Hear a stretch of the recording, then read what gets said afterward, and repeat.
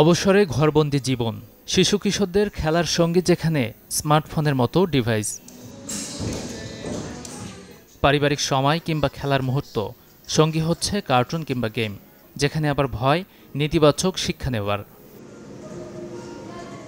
এআইয়ের এই যুগে শিশুদের প্রিয় কার্টুন চরিত্র গেমগুলোর ভয়েস বদলে কেউ কেউ যুক্ত করছেন অশ্লীল সংলাপ, যা নিয়ে উদ্বিগ্ন অভিভাবকরা।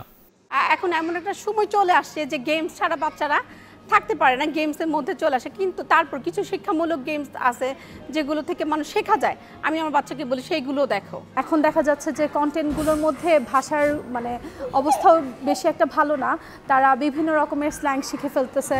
তারপরে হচ্ছে বিভিন্ন রকমের যে ভাষাগুলো আমরা আসলে শেখাতে চাচ্ছি না সেই ভাষাগুলো তারা শিখে ফেলছে। তারা গেমসে যতটুকু ইনভলভ হয়ে যাচ্ছে, সেই গেমসে বিভিন্ন টাইপের কানেক্টেড পার্সনদের সাথে যখন কথা হয়, তাদের সাথে আসলে তাদের যে মনস্তাত্ত্বিক ব্যাপারগুলো, তাদের বয়সগুলো আরও বেশি থাকে বা কিছু ক্ষেত্রে তারা অ্যাডাল্ট কথাবার্তা বলে ফেলে। অন্যদিকে সোশ্যাল মিডিয়ার নানাবিধ কন্টেন্ট থেকে শিশুরা অজান্তেই অ্যাডাল্ট বার্তা গ্রহণ করে ক্ষতিগ্রস্ত হচ্ছে বলে জানান এই সাইকোলজিস্ট। সাময়িক এক্সাইটমেন্ট অথবা হচ্ছে অ্যাডাল্ট কন্টেন্টের যেই ধরনের মেসেজেসগুলো তারা রিসিভ করে, এটার যে দীর্ঘমেয়াদী প্রভাব আছে এটা তো এই শিশু বুঝতে পারছে না।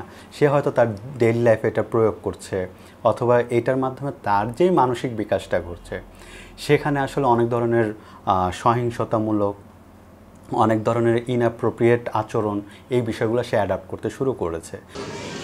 সোশ্যাল মিডিয়ার নিয়ন্ত্রণ যেখানে সম্ভব হয়ে উঠছে না, সচেতন হয়ে কিছুটা হলেও ক্ষতি থেকে রক্ষা করা সম্ভব বলে মনে করেন বিশেষজ্ঞরা।